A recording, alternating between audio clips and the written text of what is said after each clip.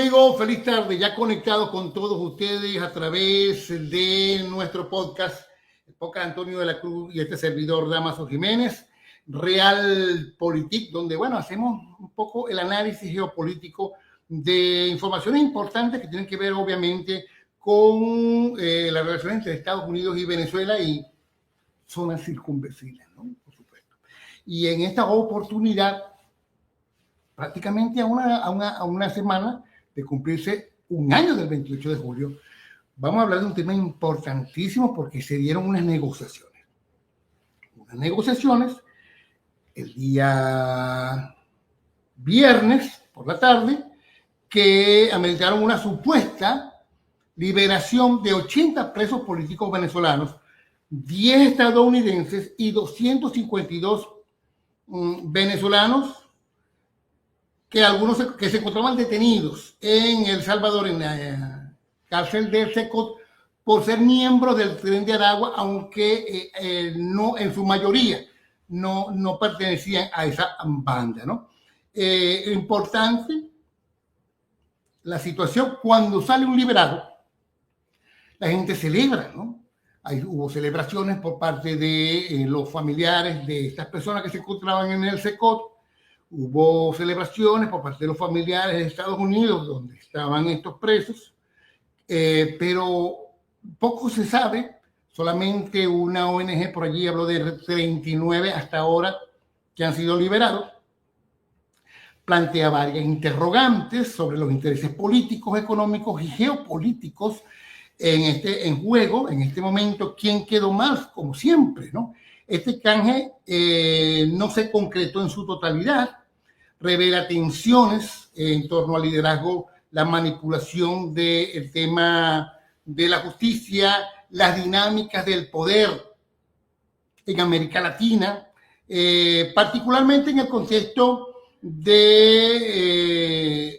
la administración Maduro, que se ha tomado esto como un triunfo porque es el ente. Recordemos que ya Maduro no es un gobierno, es un cartel que asumió de forma ilegítima la administración de un país. Ellos están apoderados de este país y nada los puede sacar de allí de manera a través de una negociación. Eso lo están dejando ellos claro, ¿no? Pero bueno, hay una mediación de Nayib Bukele, que es negada por Jorge Rodríguez, y también, por supuesto, lo que se acepta en la negociación con Marcos Rubio, secretario de Estado de los Estados Unidos. Jorge Rodríguez ha afirmado que las conversaciones para el retorno de migrantes se iniciaron el mismo día que fueron enviados por Estados Unidos a El Salvador, pero ha habido algunos obstáculos, ¿no? En estas conversaciones previas con Jorge Rodríguez participaron, lo hizo saber ayer, Stalin González, Vicente Díaz, Timoteo Zambrano y Luis Augusto Romero para concretar la lista de los 80 presos políticos venezolanos que se habían beneficiado con las medidas cautelares. Solamente se ha escuchado el nombre de William Dávila dentro de ese paquete de presos políticos que debían salir, ¿no? Pero digamos que son más conocidos, que tienen más tiempo y que debían salir. No se habló de Juan Pablo Guanipa, de Rocío San Miguel, de Rodrigo Cabezas, de Javier Tarazona, ¿no? Ya tenemos con nosotros a Antonio de la Cruz, con quien mucha gente espera se le aclare el panorama de estas negociaciones. ¿Cómo te encuentras, Antonio? Muy bien, Damas, un gran placer estar contigo y esperemos aclarar la situación, como dices tú. Claro, mira, porque, a ver, yo no veo de este lado nadie celebrando la salida de Rodrigo Cabeza, de Juan Pablo Guanipa, de Javier Tarazona, de Rocío San Miguel, y todos los que se me olvidan en este momento de una larga lista de 900. Dicen que van a liberar 80, pero no lo que la gente cree que van a liberar. Te pregunto, ya han pasado más de 48 horas, ¿por qué no se han liberado todos los presos políticos prometidos? Excelente pregunta, porque el usar la palabra prometidos es decir que conocíamos la lista. O sea, ¿cuáles fueron los prometidos? No lo sé, eso sí no lo sé. ¿ok? Porque eso fue una negociación, como dijiste tú, en tripartita, o sea, El Salvador, Estados Unidos y Venezuela. En ese sentido, los Estados Unidos tenían un interés, que era traer a Estados Unidos aquí a los 10 rehenes que había capturado Maduro como una ficha de cambio. Esos 10 rehenes Maduro lo ha utilizado como tal para poder tener un nivel de negociación con los Estados Unidos. Los 252 venezolanos que fueron enviados desde Estados Unidos a El Salvador lo propuso por primera vez como un intercambio con el régimen de Maduro, Nayib Bukele, cuando empezó a haber cuestionamiento de que los tenían, ¿verdad?, en cárceles casi como campos de concentración. Y entonces Bukele le hizo una propuesta directa al régimen de Maduro, donde le dijo, ok, no tengo ningún problema en enviar estos venezolanos a Caracas a cambio de presos políticos. Él es el que introduce el concepto de los presos políticos. Y él dio un número, ahorita no recuerdo por cuánto él estaba haciendo la negociación. Y aquí entonces se convierten fichas de cambio otra vez, seres humanos. Aquellos que fueron enviados por Estados Unidos como supuestos miembros del Tren de Aragua o con actividades terroristas o violadores de la Constitución de los Estados Unidos por hechos cualquiera, y los presos políticos en Venezuela. Maduro, recordemos en ese momento que no responde a esa propuesta de Bukele y empiezan, como dicen, las negociaciones. Pero Maduro, que lo que quería que esos 10 presos políticos estadounidenses se convirtiesen en una ficha de cambio para obtener las licencias para las empresas petroleras. ¿Qué ocurre? Que no lo logra, no pudo alcanzar un beneficio económico. Y revela Maduro, quien actuó en esas negociaciones, no fue solamente Jorge Rodríguez, sino que también Zapatero. ¿Qué papel jugó Zapatero allí? En el expresidente Zapatero. Sí, pero ¿qué papel para ti jugó? ¿Es como canciller, es el negociador, es el representante de Maduro en las negociaciones? No, Zapatero es un vocero que usa Maduro para la parte internacional, que le permite a Maduro tener como una carta que le da oxígeno. Yo tengo una representación, ya que él ha venido perdiendo legitimidad internacional, que lo valida. Y por le eso lava el nombre en esa negociación. Por eso es que él dice que está Zapatero, porque hasta ese momento, cuando él lo anuncia, Zapatero no estaba entre el cuadro de los negociadores.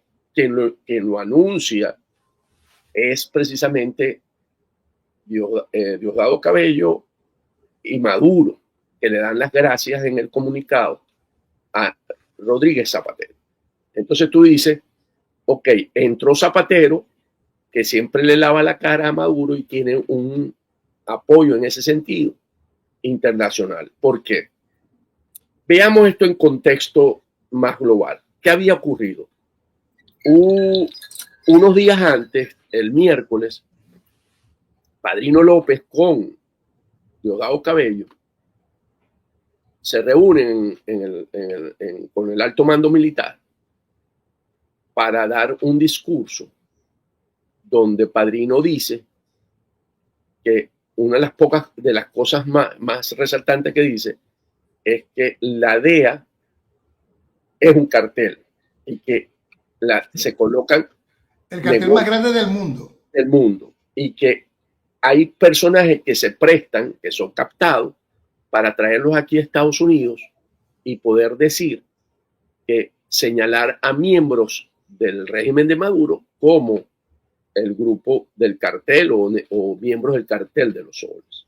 No lo dice con esa palabra, pero eso es lo que insinúa. Quiere descalificar el testimonio de el Pollo Carvajal frente a ese 178 o 171 miembros del alto mando entre generales y almirantes. Eso es un mensaje que hay que leerlo para ver el contexto de esta negociación, aunque es anterior, ¿verdad? Se viene desarrollando anteriormente, pero vemos que coincide, ¿verdad?, en los tiempos. ¿Por qué? Porque lo que te está mandando, la señal de padrino, es básicamente una señal de debilidad, de que hay unas fricciones internas y se presenta tanto Diosdado Cabello como Padrino López frente al alto mando militar como una unidad, donde todos sabemos que eso es agua y aceite, que ahí no hay tal unidad. O sea, sin embargo, ante la necesidad se presentan juntos y no está presente el comandante en jefe, que es ¿cómo se llama?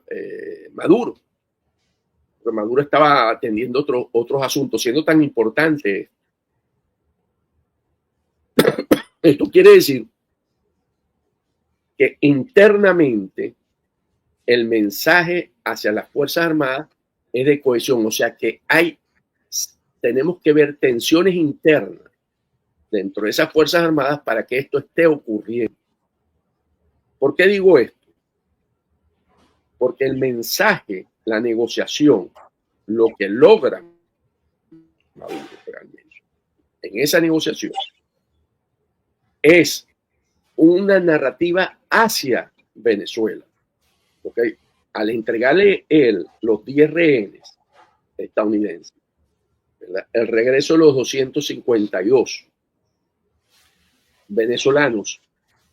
Venezolanos con miembros del Tren de Aragua que estaban allí. Lo que pasa es que de alguna u otra forma se está lavando la cara también a esa banda criminal, porque la mayoría son venezolanos, pero nadie nombra que hay elementos de esa banda terrorista identificada como terrorista por el gobierno de los Estados Unidos. Sí, es cierto, pero veámoslo como en ese sentido. Entonces, ¿qué logra? ¿Qué gana Maduro? Narrativa interna. Ajá. Porque no logró las licencias. O sea, la parte económica que él quería recuperar no lo logró. Perdón, Antonio, disculpa que te interrumpa aquí, pero es porque había dos planes, uno de Grenell y otro de Marcos Rubio. ¿Te acuerdas cuando estaban diciendo José Rodríguez? Bueno, es que pónganse de acuerdo. ¿Con quién se pusieron de acuerdo entonces? Con Marcos Rubio, no con Grenell, que sí le estaba planteando lo de las concesiones.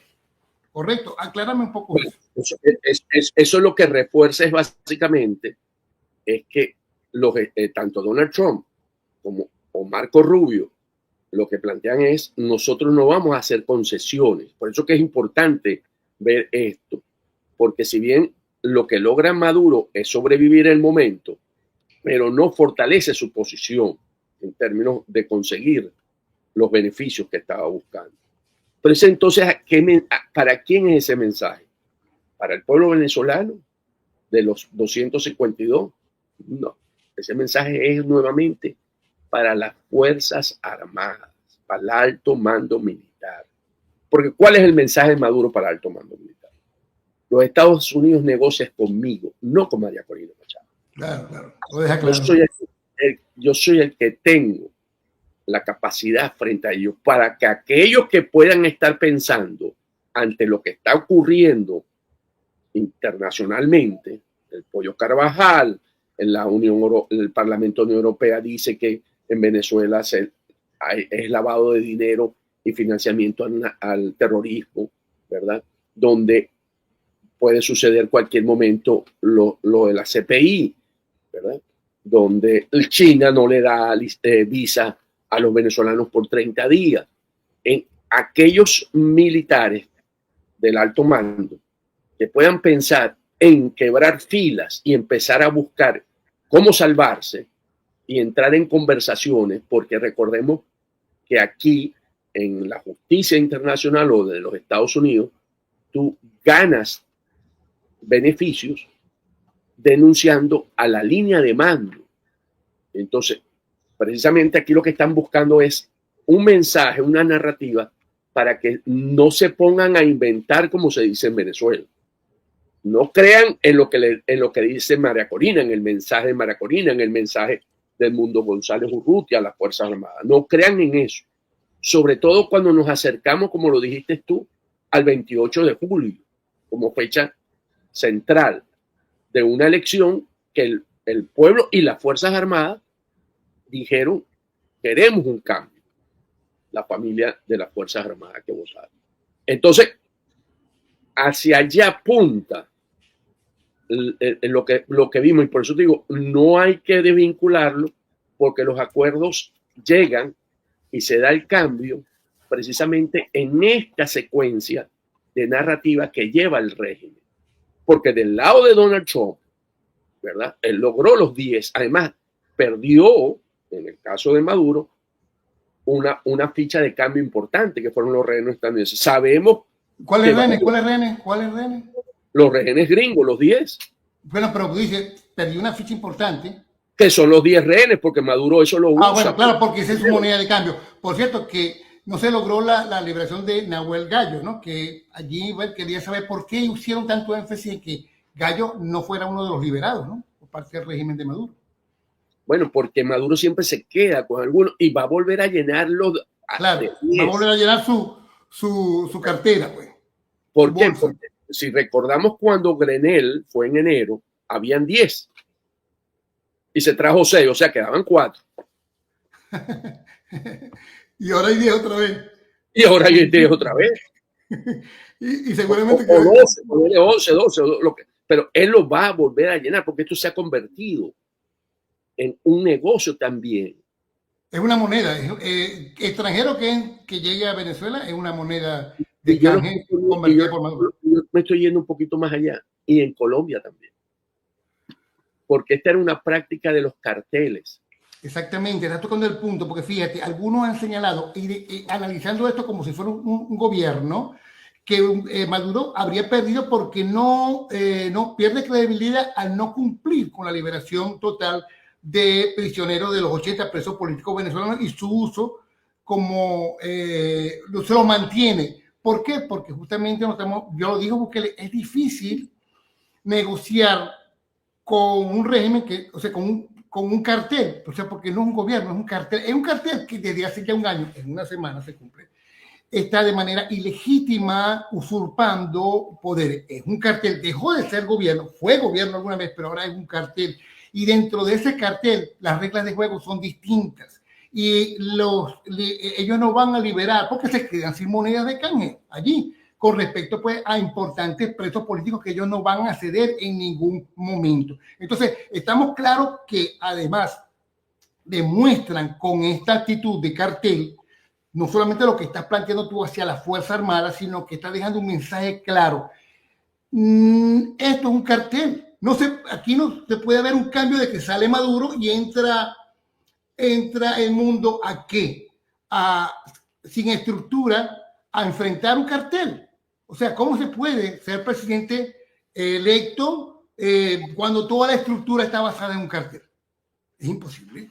O sea, la liberación, o sea, eso queda claro también. Eso está en el inconsciente de todas estas negociaciones, como ya para el día de hoy. Sí, para buscar un poco lo que me planteaste al inicio y podemos entrar ahí, para ver si aclaramos qué fue lo que pasó, ¿verdad? Ese día. Porque Maduro había usado esa carta de cambio, como estamos diciendo los rehenes, y cuando dije que esto en Colombia también funciona, los gringos que se aproximen y estén cerca de la frontera, porque son piezas que se secuestran y se venden a la FARC o al ELN, y el ELN lo vende al régimen venezolano, ¿verdad? Entonces, aquí vamos a volver a oír que tienen 10 rehenes estadounidenses. Esto, después que tú negociaste la primera vez, esto no va a terminar, porque Maduro sabe que eso es una carta de cambio, ¿verdad? Y que se la reciben como carta o como moneda. Sí, que son fichas, que estas fichas son humanas, ¿no? ¿Okay? Entonces, ¿qué ocurre? Que viéndolo de ese punto de vista, entremos los 80 venezolanos presos políticos. La categoría de preso político lo da tanto Bukele como el secretario Rubio en su ex, que publica el día que se logra, ¿cómo se llama? El intercambio, o ¿cómo se llama? La liberación de los rehenes. Pero en la racionalidad del régimen no son presos políticos.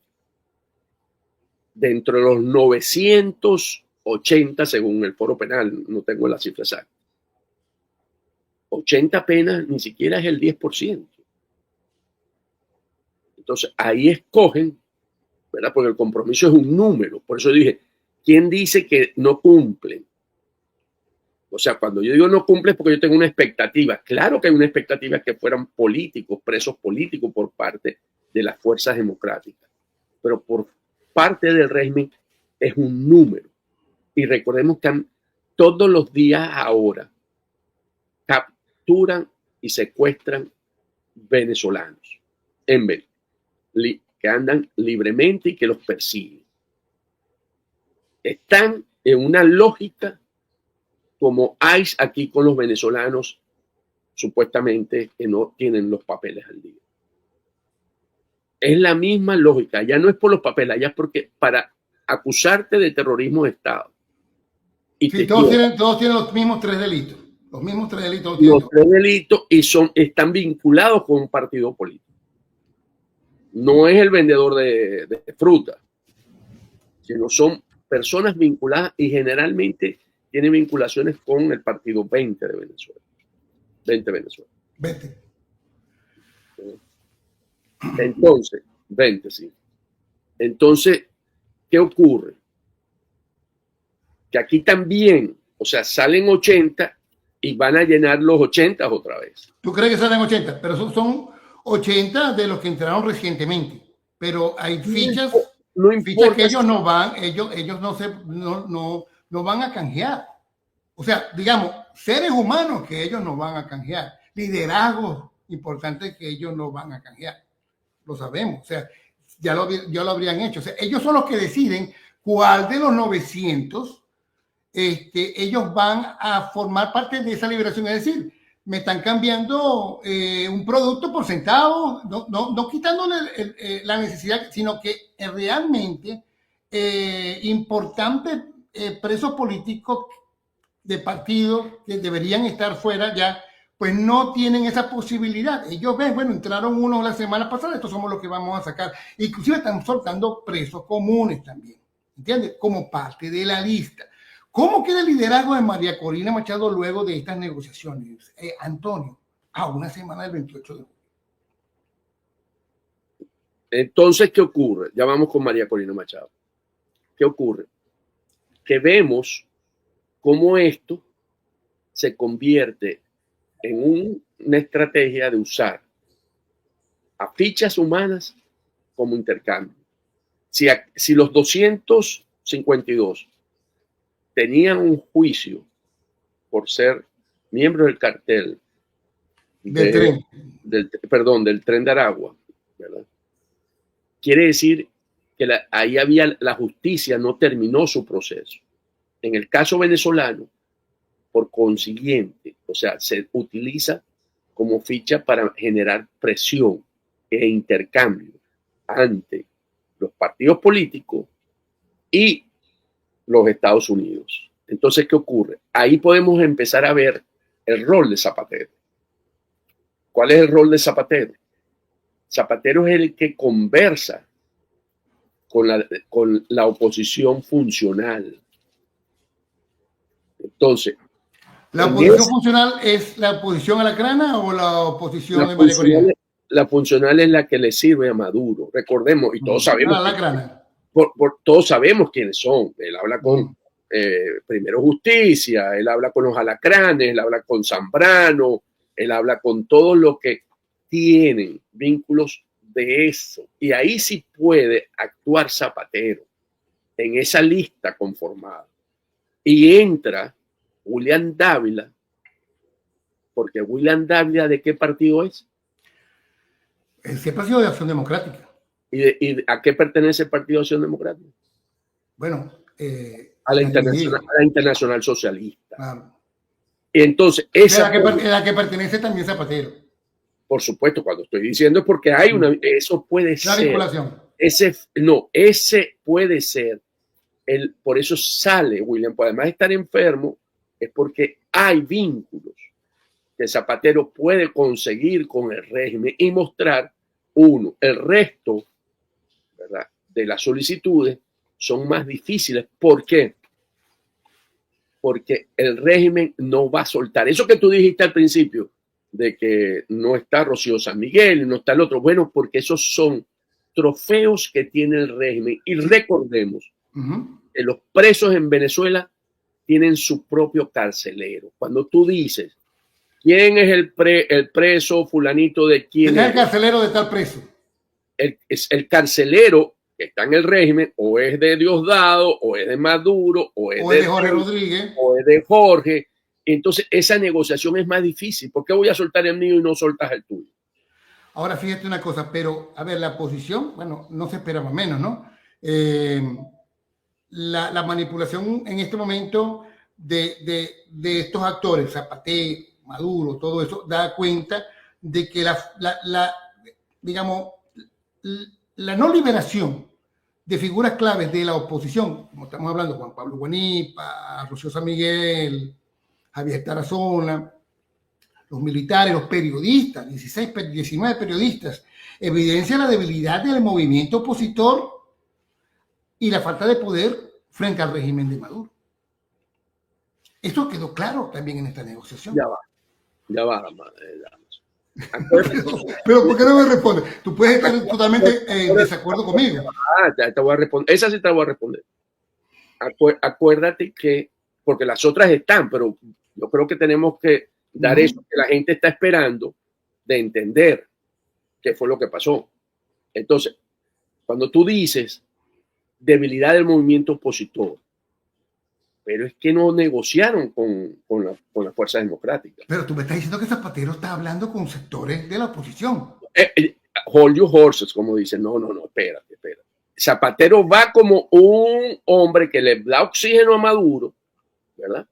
Y permite conversaciones con sectores que no son la fuerza democrática, que dice, hay una oportunidad, hay un compromiso de entregar una cierta cantidad de presos políticos, pero ¿qué podemos hacer? Y ahí sí hay negociación.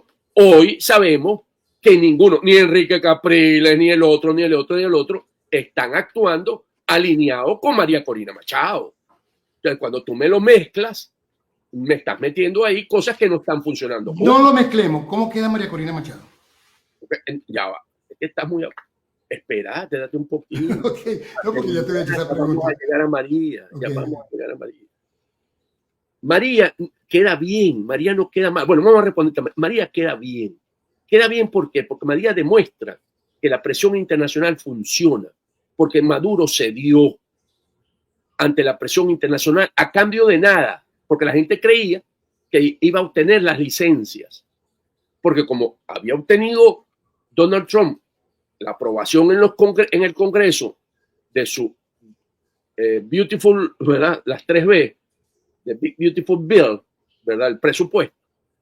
Entonces ya él no iba a necesitar a los representantes de la Florida para poder seguir, y que Richard Grenell entonces iba a entrar en acción, iba a conseguir decirle, mire, necesitamos traernos los 10 rehenes, que tenía presión la administración porque había recibido una carta de los senadores, de 18 senadores, pidiéndole que interactuara eso y que le dieran las licencias a Chevron. Y ahí entró Marco Rubio, como lo señalaste anteriormente, y dijo, un momento, esto no, vamos a seguirlo, nosotros lo venimos manejando también y nosotros no estamos planteando. Y Maduro acepta esa condición. Y eso demuestra que María Corina ha tenido razón cuando dice que con presión el régimen se debilita, que no hay que que no hay que cederle posiciones. Y ahí gana María Corina. María Corina en este sentido, a pesar de no actuar directamente, porque no tiene comunicaciones con Zapatero, entonces ella logra mostrar que su tesis es válida. Ese es el logro de María Corina, porque salen presos que no hubiesen sido posibles sin la presión de los Estados Unidos, porque quien pone la condición, como lo dije, fue Bukele en el primer anuncio y fue Marco Rubio en las conversaciones con el régimen venezolano. Ellos es cierto, ellos manejan el número y ellos entregan de acuerdo a su criterio, porque no van a entregar, y eso lo tenemos que entender, que no van a entregar a los presos que ellos consideran claves. Eso no lo va a hacer el régimen de Maduro. Ahora, ¿cómo queda, por ejemplo, el régimen en cuanto, y es parte del título de este podcast, cómo que, de acuerdo a la manera como se llevaron a cabo las negociaciones? Este canje de prisioneros norteamericanos fue para Maduro por concesiones, pensando que lo de Grenell de alguna u otra manera va a ceder, o es una negociación para sobrevivir, porque de alguna u otra manera, aunque el CPI no derroca gobiernos, sí lo sentencia, ¿no? Y algunas decisiones en este aspecto ya están adelantadas, ¿no? Entonces, bueno, ¿cuál es el papel? ¿Me estoy tratando de entregar para salvarme o estoy negociando porque en el fondo pues hay una condición? Porque no entregar los líderes, las figuras claves, implica que está dejándolos para nuevas negociaciones quizás más agudas, más cuesta arriba, más adelante, ¿no? Se puede pensar. Vamos a aproximarlo así. Hemos dicho que para Maduro es un logro para la narrativa interna. Interna. Sí. Maduro quedó expuesto, ¿verdad? En ese sentido, porque no logra concesiones económicas ni de sanciones. Pero no tan expuesto en términos de poder entregar esas figuras que tú estás nombrando. Porque si él suelta esas figuras que tú estás nombrando, es básicamente una derrota para él. Y él tiene que mostrarse como un hombre fuerte frente a las Fuerzas Armadas. Insisto, cuando la gente pierde el focus, es porque lo vemos en términos políticos, no de organización criminal. Y vemos que la libertad de los presos políticos importantes son el resultado. No.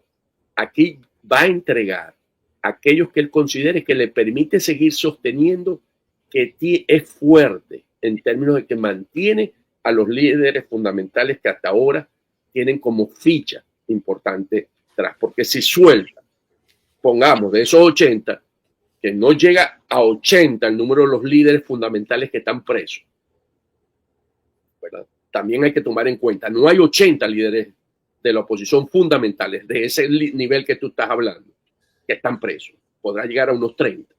No tengo la lista, pero estoy aproximando.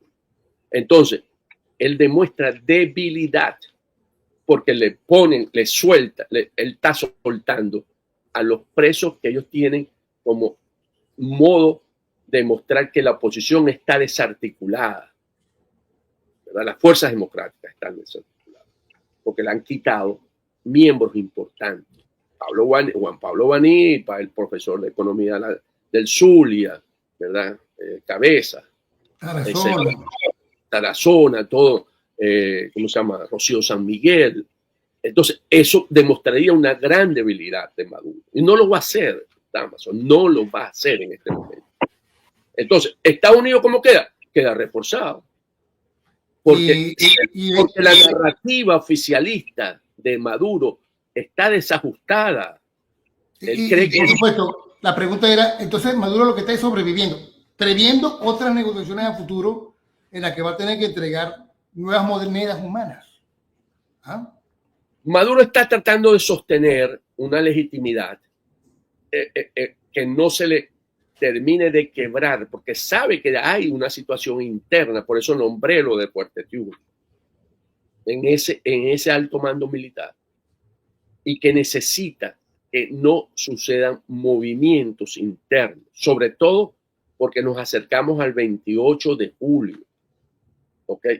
Entonces, ahí no, eso es lo que Maduro busca en este momento. ¿Ok? Y muestra que él es el hombre fuerte dentro de ese régimen, dentro de ese cartel. Él es el capo de tutti capi, si lo vemos como cartel. El CEO de la corporación criminal. También podría ser. ¿Okay? Entonces, ¿qué ocurrió?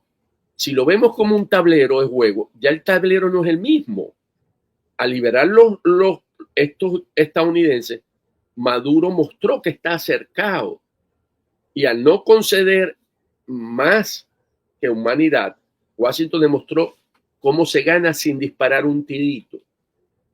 No es una victoria total, pero es una advertencia. Si con presión tú logras cambiar y conseguir acciones que te permitan demostrar que el régimen está aislado. No lo vemos. Los venezolanos nos cuesta mucho por lo que tú planteabas y has estado insistiendo. Es que no veo a esta afuera, no veo a este, no. No veo a los familiares abrazando a su... No.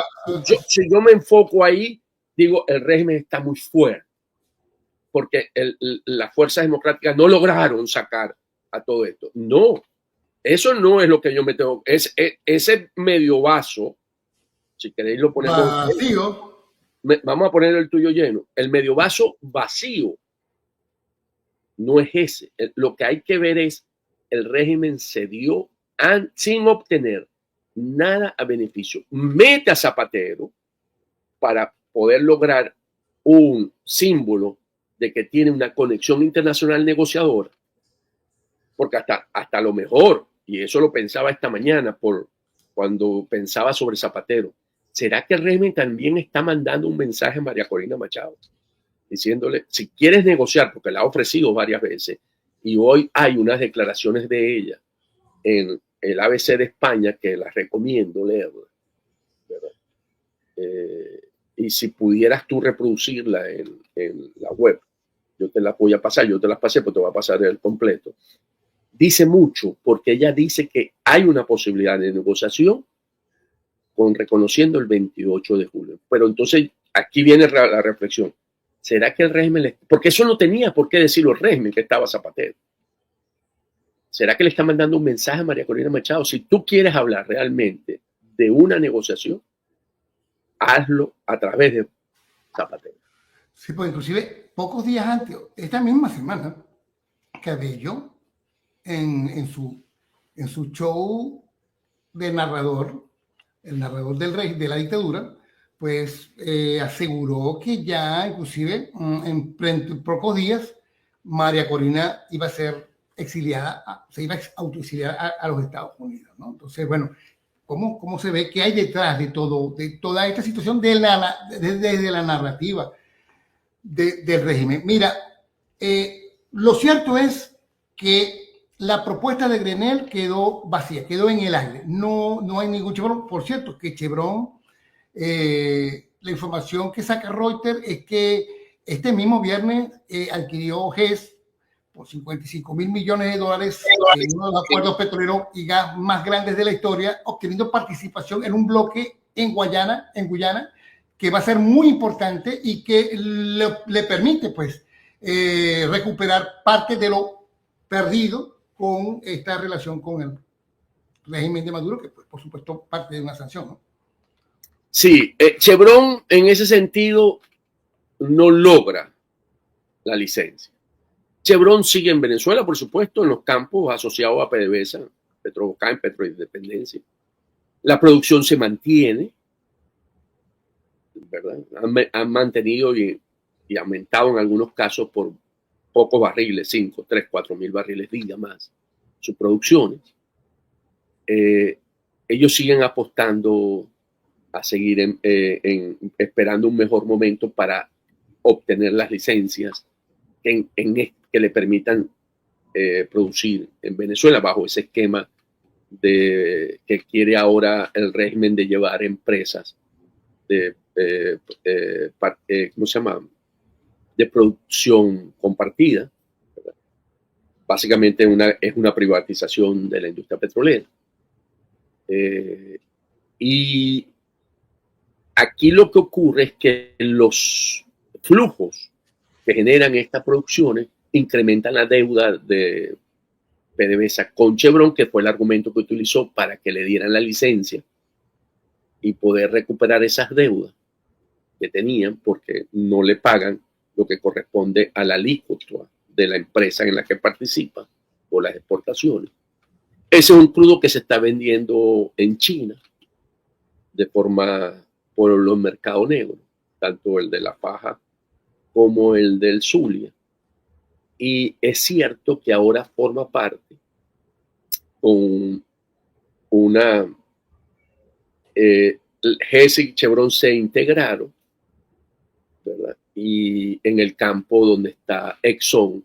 Le ganaron la licitación, ¿no? Ahí, a ellos. No, ahí no hay una licitación, ya estaban produciendo. Ya están produciendo. Okay. Ellos se vuelven, se integran y por tanto son parte de la empresa en la que están explotando los yacimientos en Guyana. Pero es cierto, están en aguas cercanas de Venezuela y Guyana, ahí prácticamente.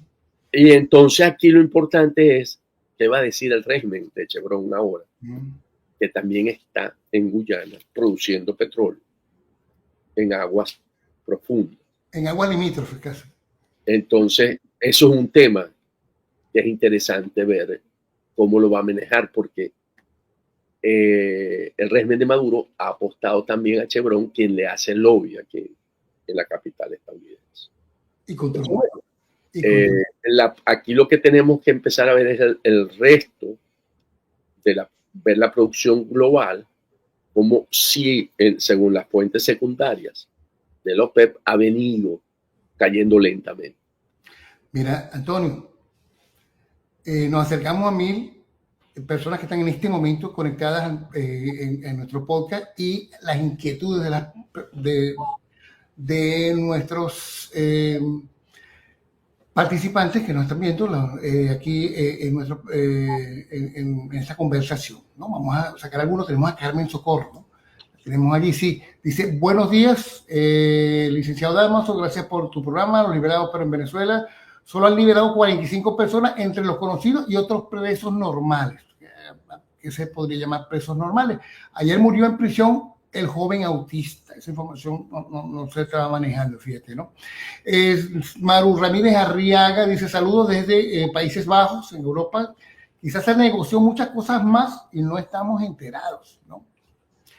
Carmen Socorro, esperando a querido doctor Antonio de la Cruz, que hoy debe estar viendo tu juego del bate. Muchas bendiciones. El régimen tracaleó a Marco Rubio y presidente Bukele y al presidente Trump.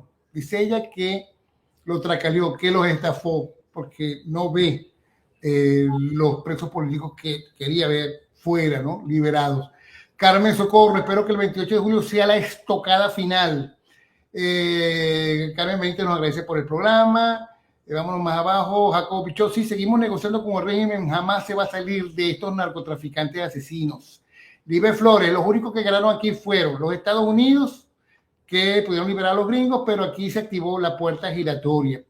Me imagino que se refiere a que van a seguir llenando los presos, las cárceles de presos, ¿no? Carmen Socorro: claro que sí, vamos a salir del narcotráfico porque ya no hay nadie de Estados Unidos preso, ya no hay peligro, poco a poco han sacado las personas que le interesa a Marcos Rubio, ¿no? Un poquito más abajo: ¿cómo ganan narrativa interna si los ciudadanos dentro del país no le creen al régimen ni al Padre Nuestro? Pero me imagino que, por supuesto, Antonio se está refiriendo a dentro de la organización criminal, ¿no? Que incluye la Fuerza Armada. También, a ver, Elena Ramírez: Zapatero es un gran beneficiario del régimen, es lo que está explicando Elena Ramírez. Entre los deportados hay joyas con antecedentes penales y no pasa nada. Claro, porque uno quizás de los mayores beneficiarios de esta negociación fue el Tren de Aragua y otros grupos criminales que se beneficiaron de forma indirecta, por supuesto, al ver a sus miembros liberados como parte de un canje, ¿no? Lo que sugiere que el crimen organizado sigue teniendo, pues, por supuesto, lamentablemente, un papel crucial dentro de la política venezolana. Antonio, ¿qué bueno, dentro de todo lo que plantearon, podemos decir que... ¿Tenés gripe? ¿Tenés gripe? No. Tengo el señor Gustavo Serrano lo dice, excelente programa, Antonio, pero tenés un gripón. Nos está llamando desde Villavicencio, Colombia. Le agradezco. No, la gripe la tuve empezando la semana y ya estoy en la etapa final. Ya, por eso digo no tengo, pues ya estoy en la etapa de la voz todavía se siente y un poquito de tos. Pero la gripe, como gripe, ya lo que queda es la superaste. Sí. Fíjate. ¿Qué te iba a decir? Aquí lo importante es la narrativa no es para el pueblo venezolano, vuelvo a insistir, no lo veamos por ahí. La narrativa es para el alto mando militar. O sea, si yo lo veo al pueblo venezolano, estoy de acuerdo, nadie le cree.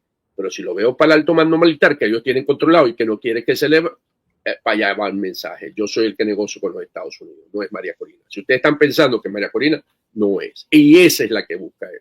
La otra, en términos de Zapatero, ya lo dijimos, sirve de lavarle la cara y de que tiene un representante internacional con quien se puede negociar, ¿verdad?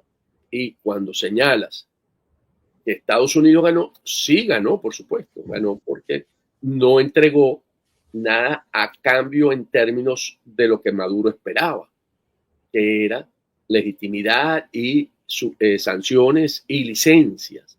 Por supuesto, él se trajo a los 10 rehenes y ahí también internamente Marco Rubio gana también, ¿verdad? Porque fue el artífice y sigue consolidando su posición interna dentro del gabinete de los Estados Unidos frente a Richard Grenell, porque da los resultados que espera el presidente Trump de traerse a los 10 rehenes, por lo que hizo los senadores la carta, y entonces baja presión dentro. Y recordemos que por qué pararon estos venezolanos en El Salvador, porque no hay una relación con el régimen de Maduro. Al no haber una relación con el régimen Maduro, en esa primera instancia que después le dijeron, tienes que recibir a los venezolanos, porque son tus... El venezolano tiene el derecho de regresar a su país cuando es expulsado o lo que sea de un país, de otro país. Y él no los quería recibir. Entonces lo que hizo la administración, ok, los coloco en otro, en un tercero, y después vemos cómo manejamos esto. Porque lo natural hubiese sido de las cárceles donde estaban, aquí, directo a Venezuela, como ocurre con cualquiera. Los colombianos van a Colombia, ¿verdad? Los mandan a Colombia directamente, porque estamos hablando de venezolanos, pues también están extraditados muchos a Colombia. Entonces, en el caso recordemos que en el caso de Colombia, hizo el presidente Petro ponerse un poquito duro y dijo que no me lo pusieran así, que no me lo mandaran, y devolvieron los aviones y dijo, ok, te vamos a aplicar una sanción, pero porque Colombia tenía que recibirlos, igual con Venezuela. Entonces el caso venezolano, porque a veces nos perdemos y decimos, no, se trianguló con El Salvador porque no iban a ser recibidos en ese primer momento. Después Maduro entendió que tenía que recibir a todos los venezolanos y empezó a mandar los avioncitos triangulando, porque no pueden entrar directamente porque no hay relación. Entonces llegan a México, hacen una parada, salen para acá, los recogen, vuelven a regresar o a México o a otro país y salen para Venezuela, porque no hay relaciones. Eso es importante tomarlo en cuenta para verlo. Y Maduro empezó a llevarse los venezolanos que han sido, ¿verdad?, expulsados, enviados por parte de la administración Trump. Mira, llegamos al final de este podcast, Antonio. Ya es el tiempo, ¿no?, que teníamos estipulado, pero antes quisiera, aunque sea breve la respuesta, y yo estoy seguro que la vas a simplificar, un poco el comentario tuyo, que yo creo que iba a ser también noticia importante de esta semana, el comentario de Padrino con respecto a la DEA, desacreditando a la DEA y desacreditando al Pollo Carvajal. Esto que refleja al final, ¿no?, de toda esta partida, una preocupación del régimen reconociendo el cerco cada vez más estrecho que rodea a este cartel, al acusarla de ella. Esto se parece un poco a referencias pasadas como lo ocurrido con Manuel Noriega, Muammar Gaddafi, el Chapo Guzmán, que no es presidente, pero que de alguna u otra forma es un elemento importante del narcotráfico que se estuvo visualizando y midiendo, ¿no?, durante todo su proceso. ¿Cómo ves tú la situación? ¿Qué tiene que ver esta negociación que se lleva a cabo ahora con estos temores que hay con respecto al pollo Caravana? ¿Hay alguna relación allí? Para finalizar. Sí hay. Ellos, ¿cuáles son las opciones de verdad que están planteadas? Una de ellas es una negociación, por supuesto, pero el régimen está cerrado, el régimen cree que puede aguantar a trochimocho. El aislamiento está funcionando al régimen. El no haber podido obtener lo que esperaba, las licencias y las sanciones, muestra que no tiene la fuerza que tenía anteriormente, ¿verdad? El padrino revela en ese discurso no es una fortaleza, fue un temor interno. O sea, el régimen cabello madurista ya no teme solo al enemigo externo. Ahora tiene lo que se ocurre dentro del propio círculo de poder.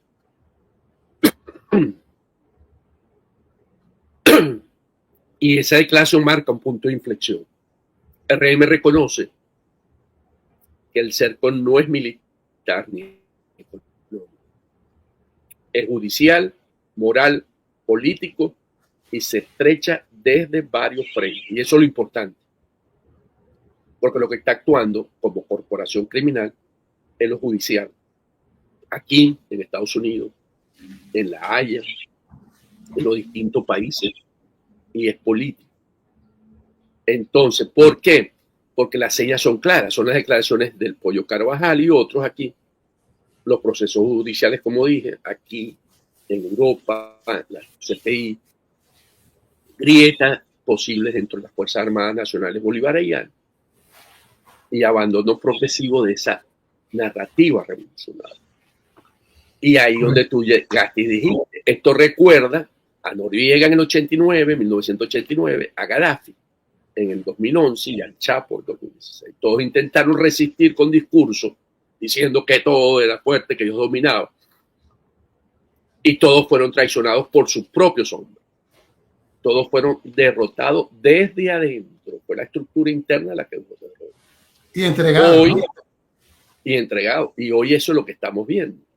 Ese es el temor que tiene, ¿verdad?, lo que estábamos diciendo. Y por eso es importante entender que la negociación con los Estados Unidos es un mensaje para eso, precisamente, que es lo único que todavía tiene fuerte, o se sostiene, para no decir fuerte, es la cúpula esa militar. ¿Ok? Entonces, ¿cuáles son los escenarios? Una captura estilo Noriega, que ya la conocemos, una implosión violenta, que fue lo que sucedió con Gaddafi, o una transición pactada, que fue lo que hizo el gobierno mexicano con el Capo, ¿verdad?, con el Chapo Guzmán. Para su entrega. Correcto. Bueno, muchísimas gracias a ustedes, amigos, por compartir con nosotros este espacio que cada día comparten más. Sabemos que cada día comparten, que se los envían a su gente y que rueda a través del canal de YouTube de Antonio de la Cruz y el nuestro en Venezuela USA, a distintos sectores, pero para que se enteren pues un poco de estos análisis del tema geopolítico que tiene que ver con las últimas informaciones de Venezuela. Muchísimas gracias, Antonio. A ti, ¿algún mensaje final? Sí, o sea, yo creo que, bueno, está en la semana del 28 de julio, como lo señalaste en la introducción. Ya, el próximo programa vamos a estar haciendo el análisis de los escenarios con respecto a un año ya del 28 de julio. ¿Y cómo se llama? Y bueno, veámoslo todo con mucha confianza. E insisto, como siempre, hay que ver lo que María Corina Machado indica. porque ella está en el terreno, el régimen le tiene todavía mucho, sabe que es la gran amenaza que tiene, porque está en el terreno y que no logran cómo cambiar esa situación, porque no tratan de presionarla para que salga del país y se mantiene dentro. Entonces yo creo que van a ser días importantes. Esto es un proceso. No lo veamos que el 28 el régimen sigue, porque tiene la elección el 27 de sus supuestos alcaldes y consejos municipales, de que entremos en un luto porque no salió Maduro, porque eso debilita nuestra posición. Y ese es el análisis que ellos quieren y fortalece la de ellos, porque vivir un luto realmente genera mucho dolor y no todas las fuerzas contenidas. Bueno, amigos, nos despedimos. Ya saben, suscríbanse. Antonio La Cruz 6618, que también háganlo por Venezuela USA. Vamos a llegar a 2000 ya. En Venezuela, Antonio ya lleva un palo arriba. Adelante. También suscríbanse. Ahí está el Antonio La Cruz 6618. Así es, Venezuela USA ORG. Y ahora para sale como Venezuela USA ORG, USA ORG. Y le dan a la campanita. Le dan a la campanita y se suscriben. Muchísimas gracias, amigos, por siempre acompañarnos. Será hasta una nueva oportunidad. Gracias.